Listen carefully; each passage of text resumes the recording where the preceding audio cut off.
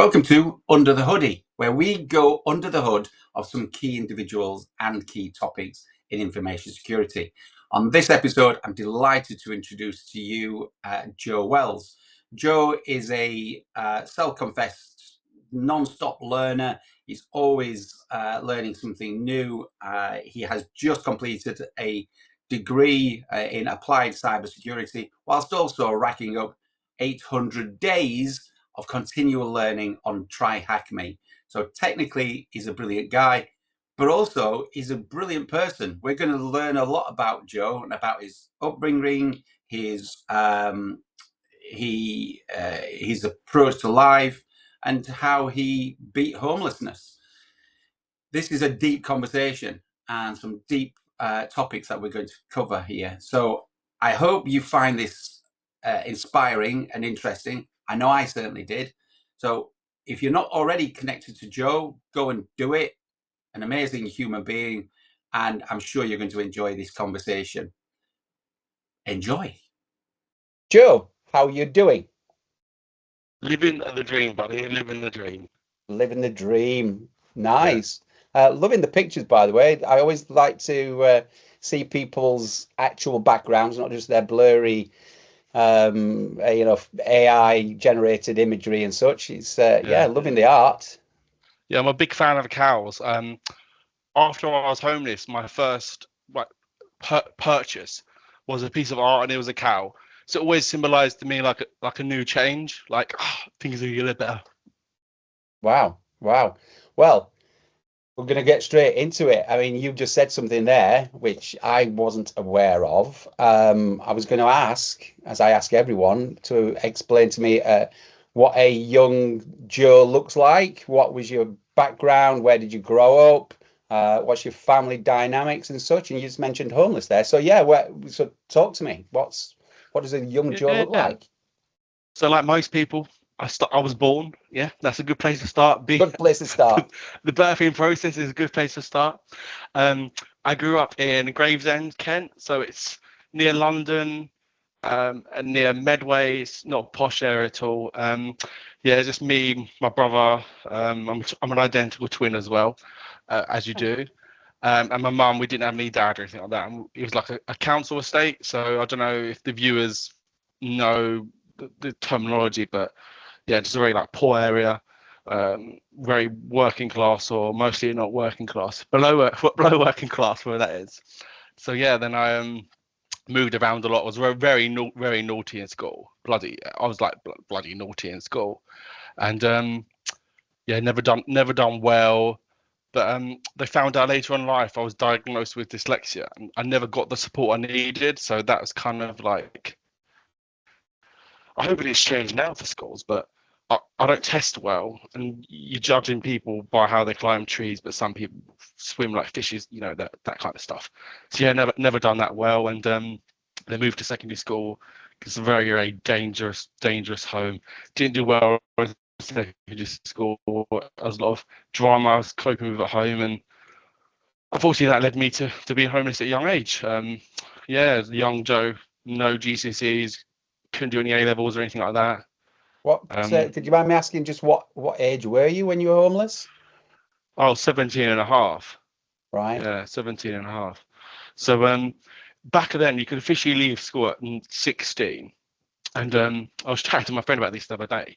Like technically, when you're that age, you're meant to be put into like care homes, all that kind of stuff. But as we know with the cybersecurity industry, not everyone does what they're meant to do, and not all policies and procedures are followed. So yeah, I fell through the gap, and lived on the streets for a while, and yeah, that's fun. And how long were you homeless? about a year and a half. Yeah. So I was you had to apply for you apply for housing, emergency housing. And I remember this today. I was at the council office, and I said, "Oh yeah, I've got no place to live." So they give you a band system, and I was a band D, so very low on the priority, like very low. And they gave me a list of hostels, and I said, "This is £50 a night. This is £60 a night. This is £40 a night." It's like, okay, well, I don't have the money, just can't get a job, because you need like address, you need a stable environment. They go, oh, what about job seekers allowance? So job seekers allowance in the view is it's like government aid. I couldn't get government aid because I didn't have an address to have the paperwork sent to. So so it's like, yeah, you kind of learn how systems can really work against people.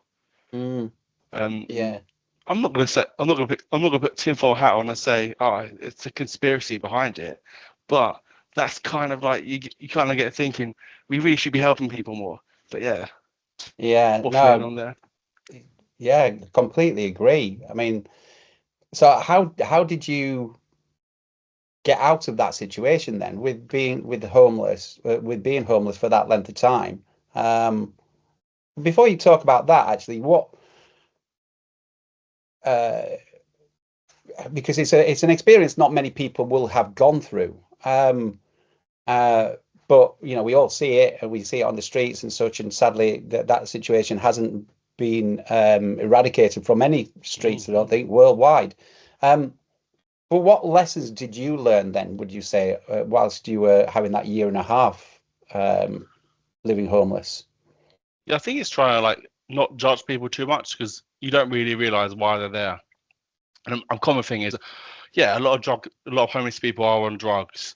Okay, but there's why are they on drugs? What's the reason why? And you chat to some of them, you see their upbringing is like, you could be this is where you're designed to be. No offense to them. This is the circumstance of your life. You're very lucky not to be alive, but that's where your path was taking you.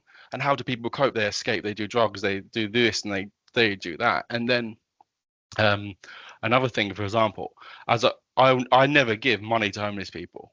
As a homeless person, I never give money to homeless people, and I don't give them food. Like, from my experience as a homeless person, you don't really go hungry. There's food's everywhere. Like, but it's not nice food. It's not. It's like people give you sandwiches, McDonald's. There's soup kitchens, all this kind of stuff. And I remember one to reinforce that, my theory behind that as well. I was working door security later in life as a job, and there was a homeless person sitting outside a KFC, and they was just shutting down. The workers gave them a bucket of KFC, and that's probably worth a fortune now.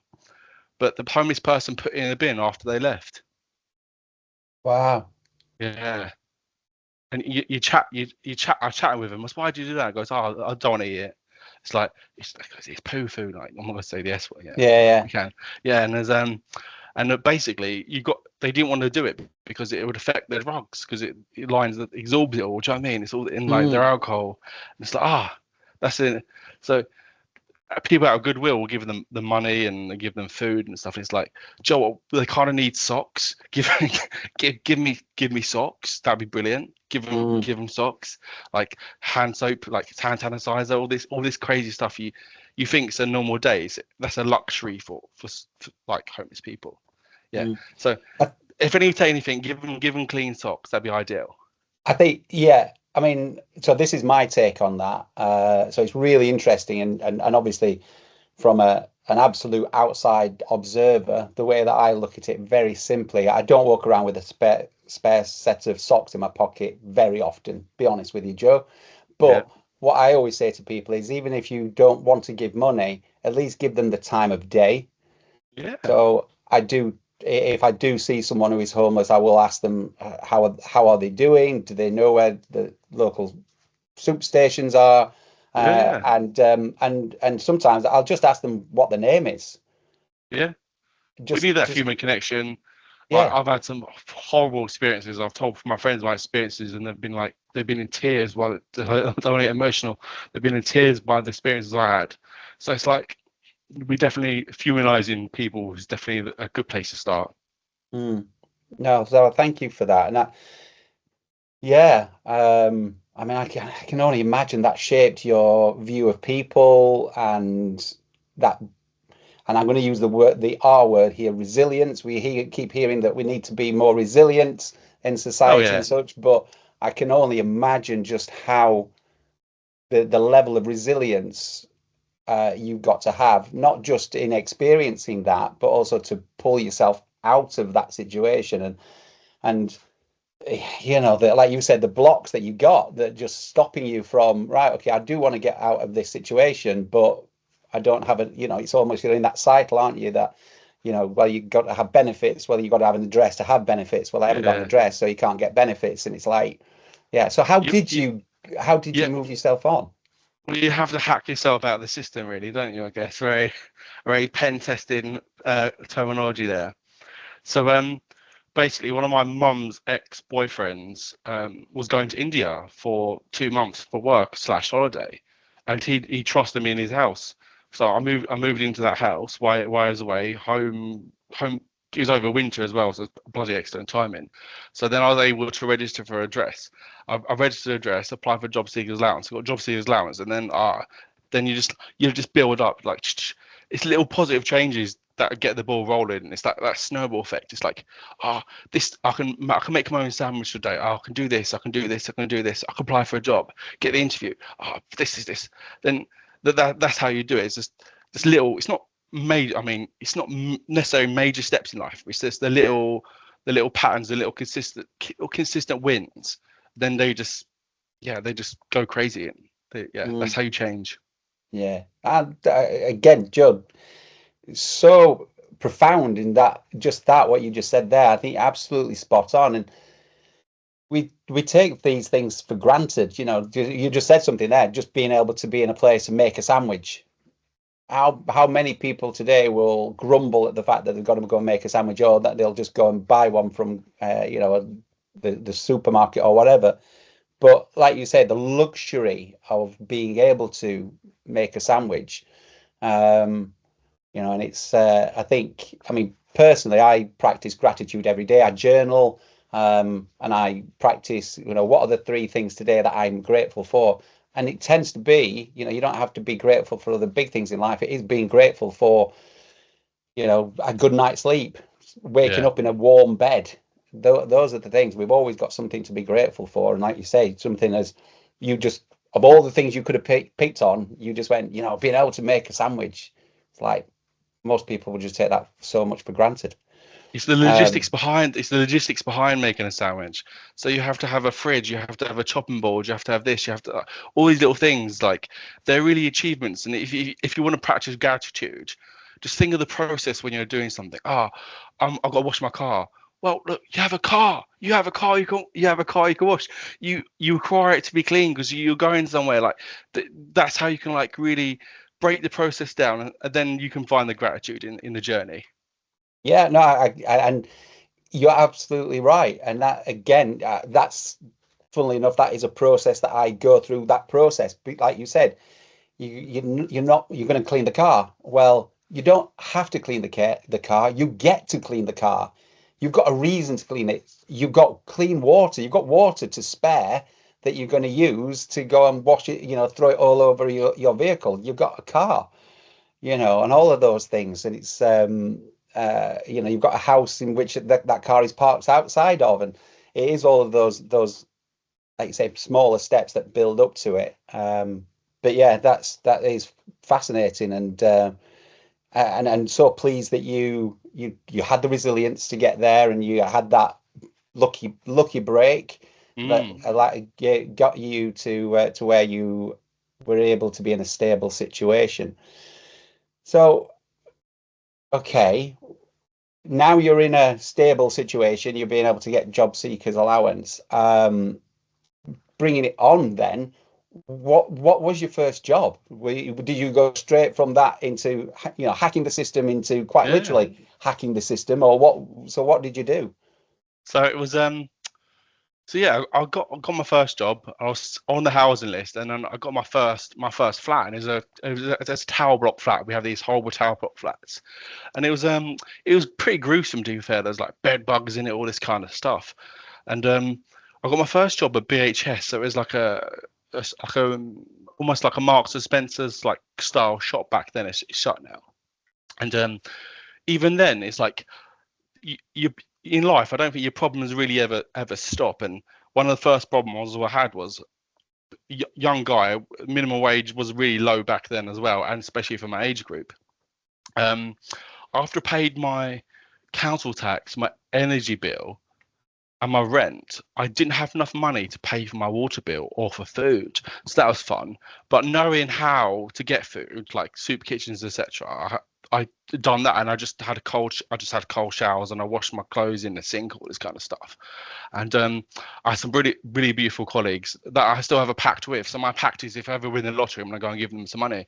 They used to drop me like bags of like peanut butter, bread, and all this kind of like random like food that just store, because I couldn't afford a fridge, that I could just store in this like food area I had. So that was fun, and I learned about like customer service, and then I was like, I know what, I'm working too hard to survive. So I applied for a jeweler's shop, and I started selling jewelry. And that was that was from retail to sales, and that's where I really found my love of people and problem solving. Because I think salespeople get a bad rep. They're here to sell, and you have key performance indicators. You got to have the KPIs for this, and like upsell this. So they're jobs they have to do. But ultimately, in my opinion, as a salesperson, you're a problem solver. I've sold so many wedding rings. I've sold more wedding rings than most people have seen in their bloody lives. But on the sad side of things, I've dealt with great people with death, people having joy restored of loved ones, and even like GRC and policies and procedures.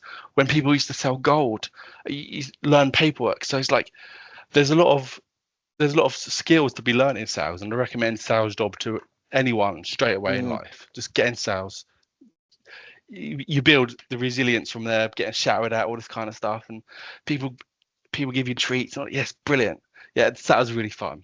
I loved that. Yeah, that was a really great job. Yeah, I mean, again, you're absolutely right that salespeople all too often do get a bad rap. I think in certain fields, I think it's justifiable. You know, they've had a bad reputation, not just it's earned though, isn't it? It's earned reputation. It's an earned reputation, absolutely. But I think you're right. You know, you learn that resilience. That it's a slightly very different field, but it's like being an actor, you know, and a singer and such. It's in as much as you have to get used to getting knocked back and being told no. And some people can't take it. It's that fear of rejection as an actor and a singer. My wife's a singer, so she's very used to people critiquing her work and commenting on it and going to auditions and stuff like that, and people going, no, next. And in sales, it's the very similar sort of situation. You get build that resilience, don't you? But you learn how to be adaptive and speak to people differently. That's the thing. That's the really key when you're speaking to hundreds of people a day. So, hello, sir. How can I help you? Oh, you're right, mate. Oh, yeah, this. You have to. You almost you don't really judge people. You kind of judge them straight away, as we all do for humans. But you're talking to them, and you say, what kind of language should I use to help this person better? What kind of language do they understand better? I mean, I sold one of my weirdest things I sold was a pocket watch to a French guy, and he couldn't speak English and I couldn't speak French, and we was just like communicating by pointing and like all this kind of stuff. And I was like, no, I don't think you should wear that. You should have that one. And he's like, and it's body language and how you chat with people. So yeah, exactly, the adaptability you learn and the resilience, and it's an amazing profession. Not one that you might not necessarily want to last forever, mind you.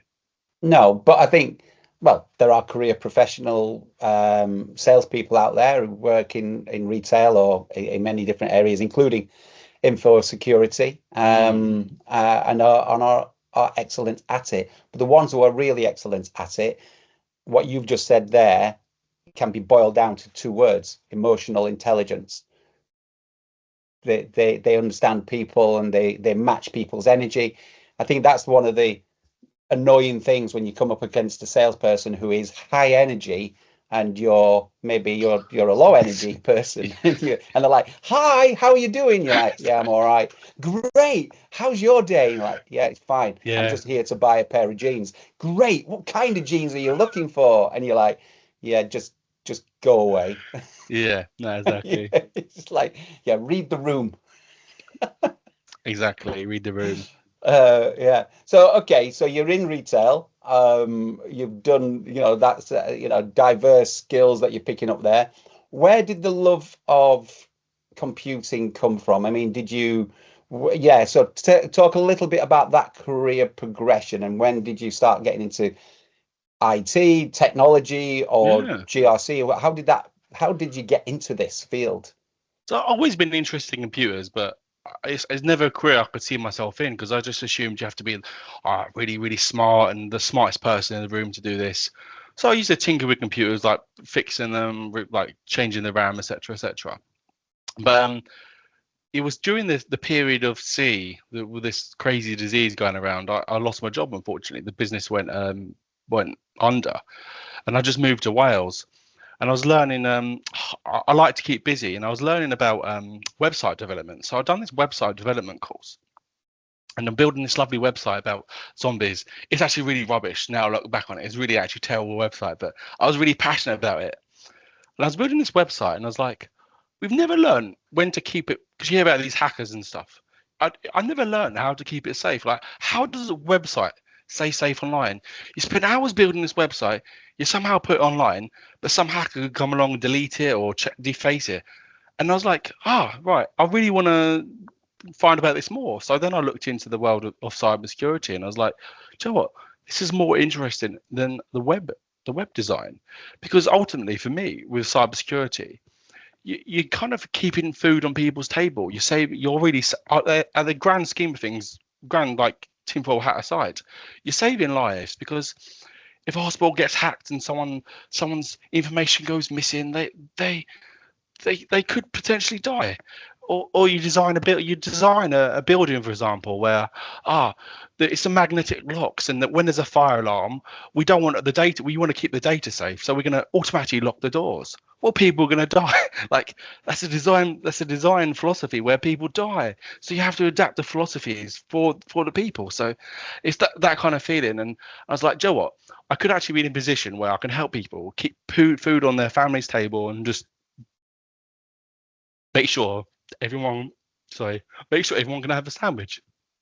Yeah, no, I think, listen, you're clearly passionate about this, and I think you're absolutely right that bigger picture that you just painted there. I think it is absolutely right, and I think people in our profession fail to recognize that sometimes. And I think it's great that you feel that so earnestly, that it's clearly emotional for you, because and we're coming back to making a sandwich. You're helping keeping literally bread on the table. These are people's livelihoods that we're talking about, that hackers and scammers routinely will take off people. They'll take someone's website down, or they'll steal their data, or hit them with ransomware or whatever.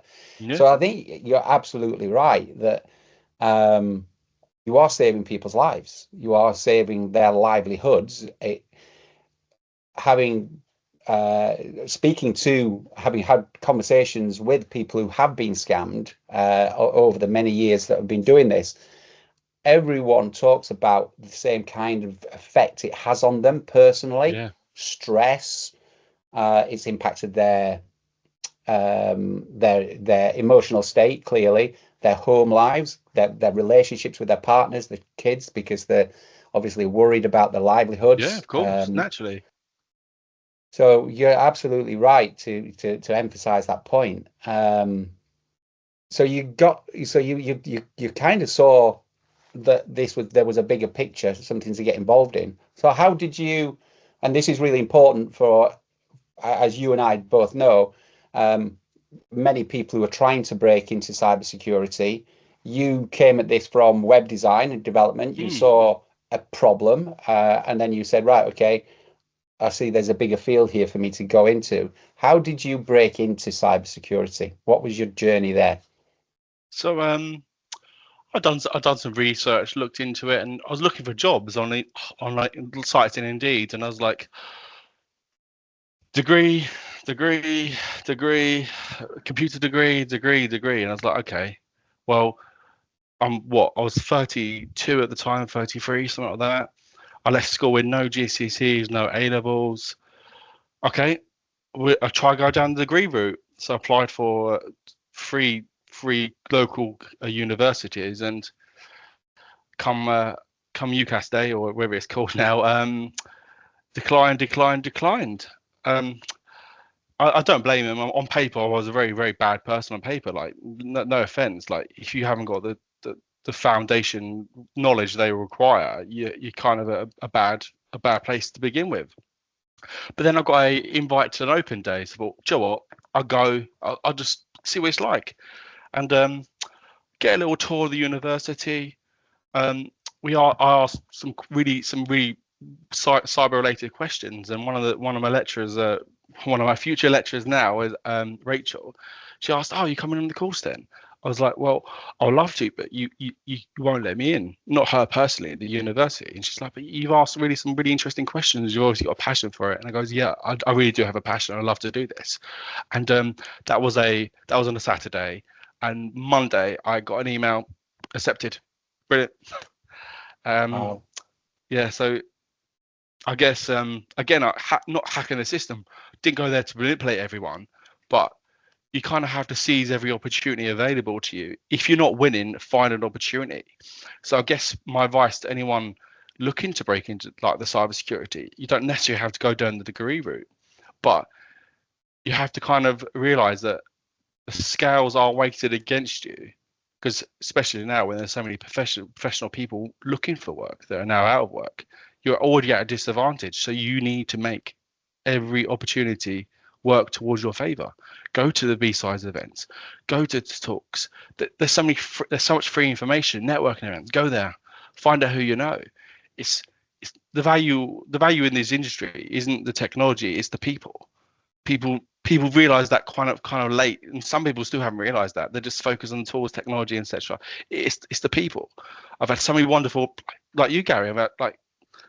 I know you, and I've been invited to this beautiful podcast because you're a person and I'm a person. No tools or technology have ever enabled this interaction to happen. So, yeah, utilize people and not a manipulative way. Help people out.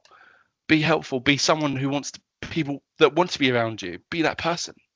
Yeah, no, I think you again really interesting views there, and I think that degree journey that you just mentioned there. If for people who aren't academic and are worried about doing a degree, because we were talking about this earlier, and I'm sure we'll pick up on it again later, but you do have to adapt. There is a style of learning for degrees, and you mentioned yourself, the dyslexia piece, which I would love to again just explore a little bit further with you, but it's not for everyone. But you said something there which I think is absolutely key, and I would hate for it to go by and people not to think about this deeply, which is seize every opportunity.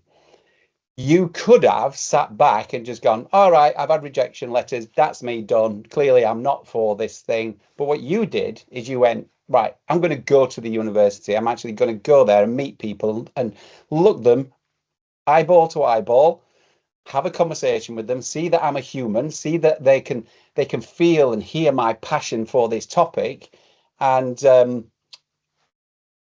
couple of days later, there you are, you're starting your degree.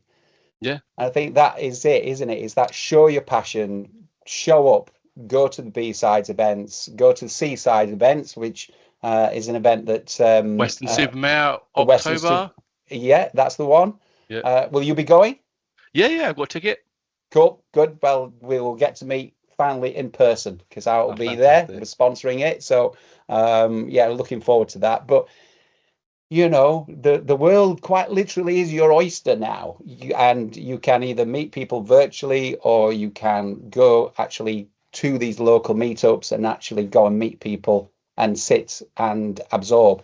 And the advice I always give to people when they're looking to break into cybersecurity is, for the first year, you just should become a sponge. The rest of your life, you're going to be a sponge. You're going to be absorbing lots of knowledge and information. But for the first year, just expect to be a sponge. That's all you're going to do. You're not going to be able to give too much, but you are going to be able to sit and just soak up everything. Go to as many events as you possibly can. And I think if you do that, then you're onto a winner, and then you can find out what area of cybersecurity you particularly enjoy. 100%. So what about you? What area of information security, cybersecurity, GRC do you particularly enjoy? So I guess from the original journey of understanding website security, my natural increment and not knowing much about cybersecurity was the penetration tester route. So I started looking into that, and we call it, like, in cybersecurity, you've got red team, blue team, and there's this weird phrase I've never really seen it used, purple team, but it is thrown around, the GRC side of things. But after a while, I realized that there's so much technical focus on penetration testing, and in the grand scheme of things, in the grand scheme of things, it really is like a tick box exercise in some instances for insurances, and they just really they don't really want the solutions. They just need the answers for a report. So I was like, Joe, what? I want to make impactful change. And I was talking to Dr. Mike Brass, who's a really lovely guy, and he's like, if you want to make an impact, GRC is really, really you can make so much impact with GRC and the policies and procedures, and that's how you can make real change. So I'm kind of like, and I do love the idea of like threat hunting and threat intelligence, that kind of stuff.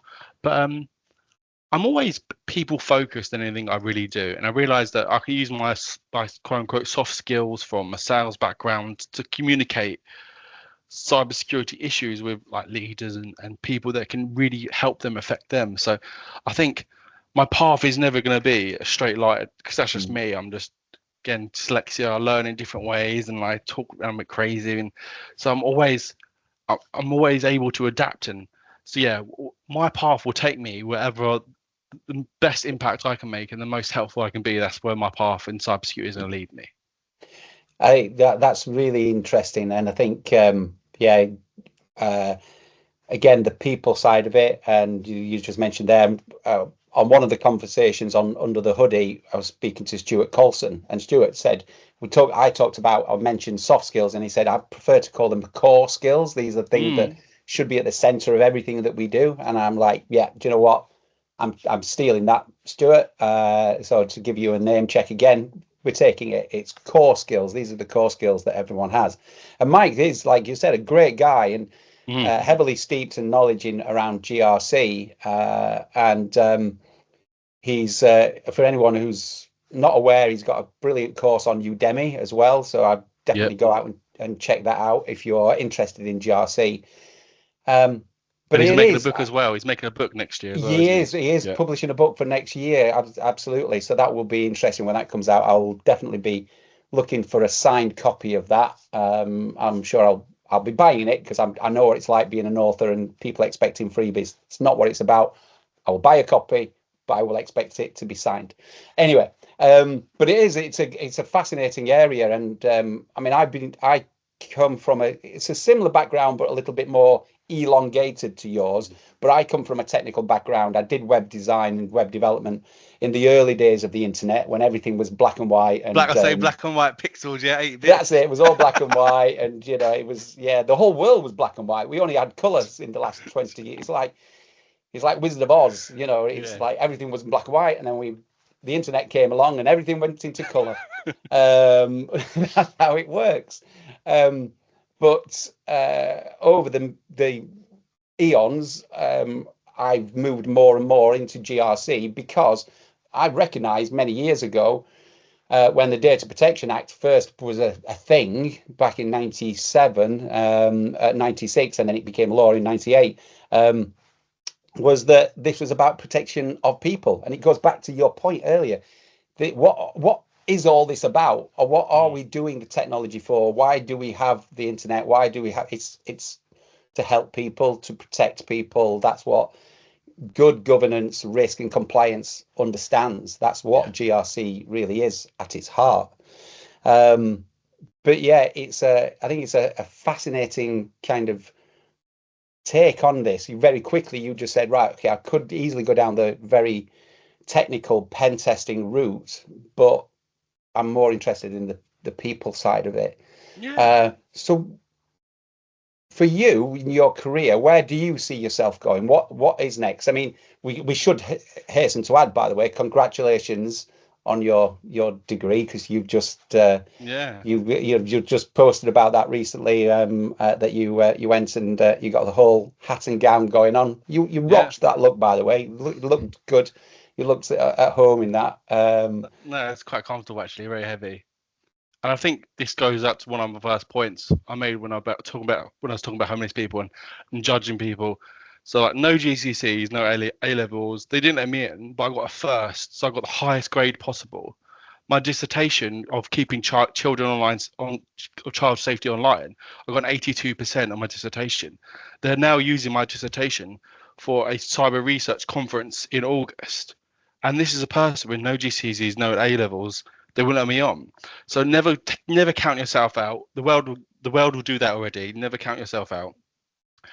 And it's like you're saying, the learning styles, you have to adapt to the learning styles. So as a dyslexic person, I originally struggled with the education, but I've done very well in university. I've got one of my highest mark was a 92, and I've got like all this kind of stuff because I adapted my learning styles for that, and I was actually really good at that kind of style. But in terms of like nailing down a cybersecurity career, when I was learning, because I also learned on there's a platform called Try Hack Me, and I've done I'm on almost 800 days consistent of that Mm. now. I've done that alongside my university to support my technical side of learning. I was just discovering more and more that people seem, in my personal opinion, focus on the wrong things in cybersecurity. People focus on these 0-day vulnerabilities, like vulnerabilities if people don't know that have never really been, they're out there, but they're never really known. And one day you can be hit by like a random meteoroid catcher.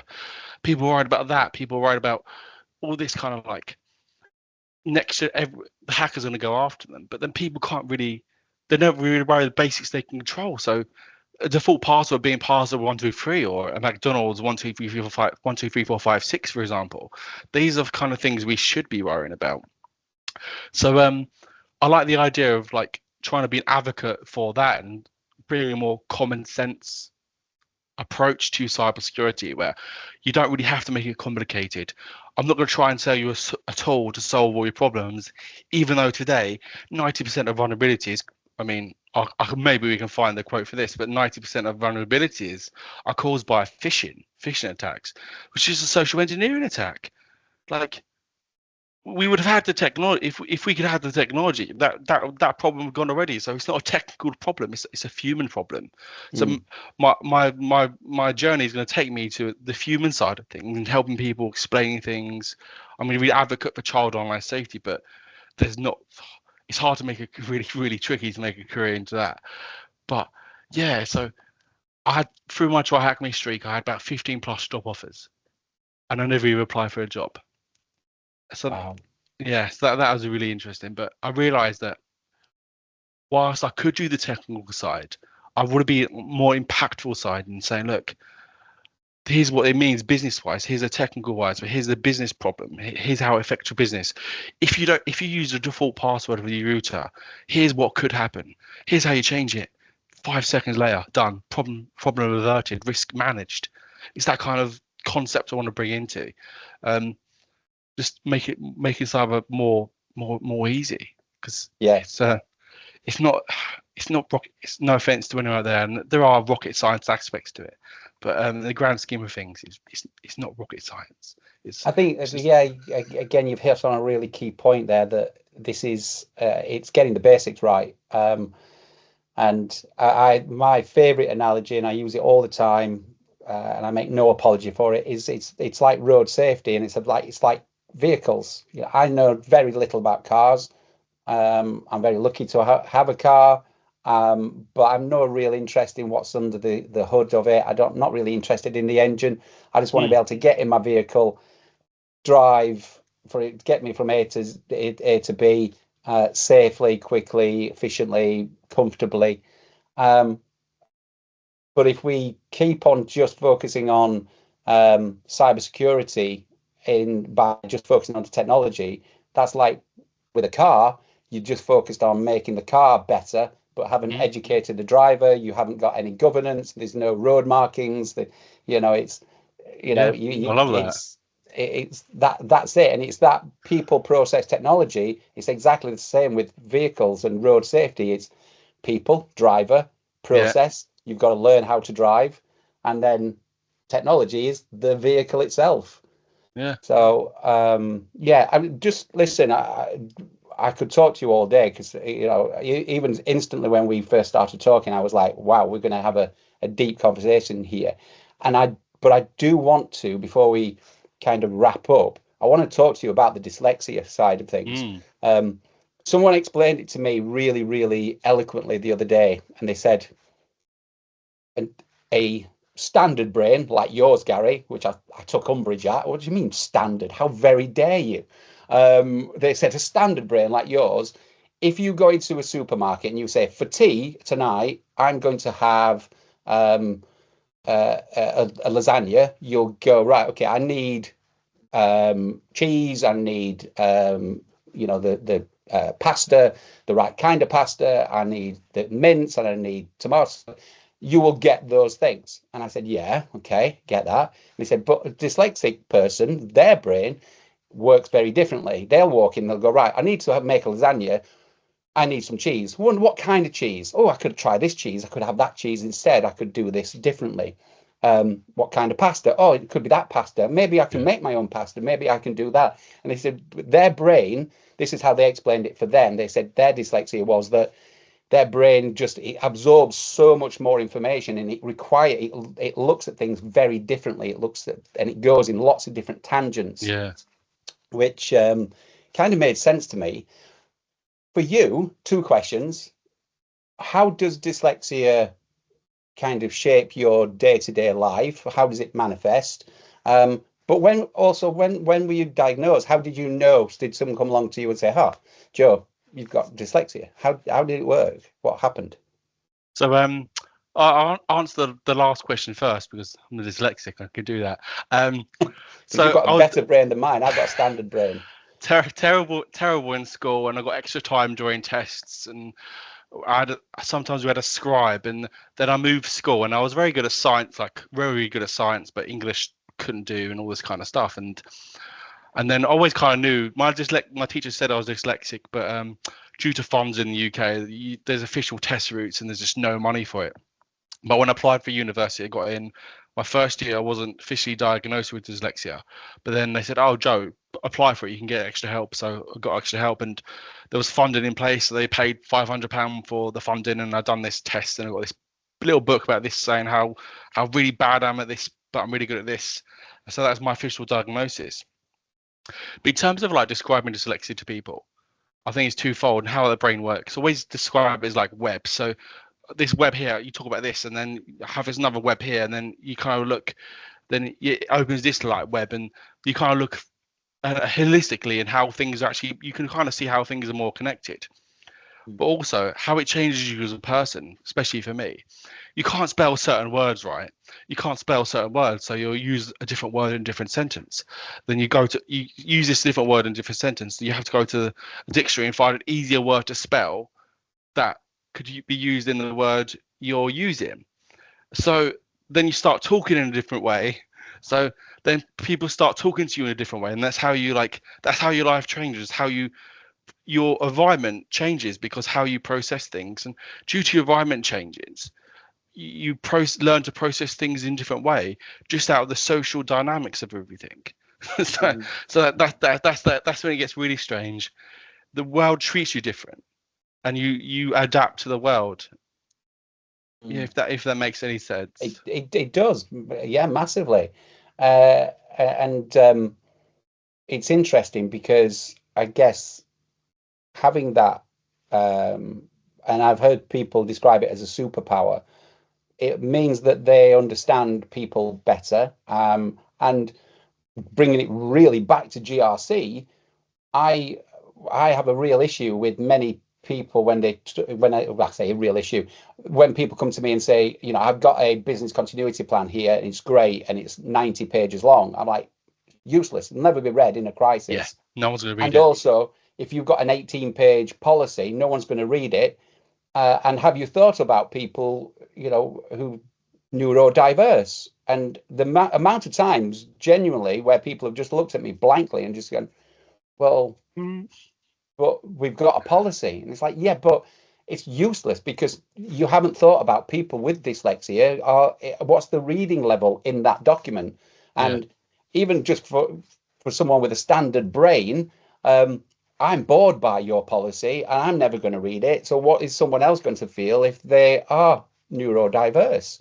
Oh yeah.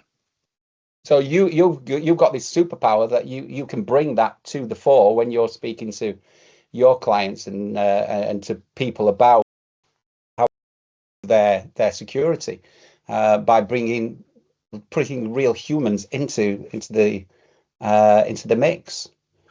One of my university projects or assignments was this vulnerability called dirty pipeline, and it's just like, it's really technical, but I made a poster and it was using cows. So I used cows and barns and cow feed to describe this vulnerability in a way that people could understand. And I'm going to do more of that because it was quite actually fun to make. And it's like relating like the farm aspect and cows and how this represents this, and people can understand instantly. This, you don't have to read this 10-page process things. You can understand it. Simple. Okay, yeah, that makes sense. And that's how we stop it. We need to stop that cow eating that wrong food. Brilliant. Okay, you understand that. And that's how you meant that. So we can do a better job as cybersecurity professionals of making things more accessible to everyone, because it may be struggling for us to use our imagination, but the effort we put in is invaluable to the user at the end of the day. Absolutely. That's a fantastic way to finish this conversation, or at least finish it for everyone else. But before we truly wrap up, and you and I will go away and have a deeper conversation about a few other things, I'm going to ask you 3 questions. These questions I ask of everyone. And you don't have to put too much thought into it. Just straight out the gate, what are your thoughts? So, what profession other than your own would you like to attempt? Teaching again. Back to teaching. Okay, yeah. Teaching what, university level, or? There's a lot of politics in that. You have to have a master's and all this kind of stuff. But yeah, I could do it. I still I have master students ask me for help all the time. So yeah, I might as well get paid to do it. Yeah, absolutely. Completely agree. What's the best piece of advice you've ever been given? A customer who I sold a bed to from Australia years ago, and his simple phrase was delight the customer. And who are the customers at the end of the day? People around you are the customers. They are the people you're customering with. So just try and delight people. That's a great idea. I know in Disney they have the Disney University, don't they? Yeah, I heard about that. Yeah, and every employee has to go on into the Disney University, and they treat every member of their team as a customer. Yeah. So they have to wow each and every single member of their own team, which I think is a great thing to do. It's fantastic thing to do. Great philosophy. So final question. If heaven exists, what would you like God to say when you turn up at the pearly gates? Did you like what I did with it? Because in the grand scheme of things, this world is crazy. I was talking to my partner the other day, like, why does it rain? Why doesn't it rain just all come down at once? It's just like, oh, people die. It's like we got such an amazing world, and yeah, there's horrible problems and there's horrible diseases, but people are solving their diseases all the time, and there'll be more and there'll be solutions.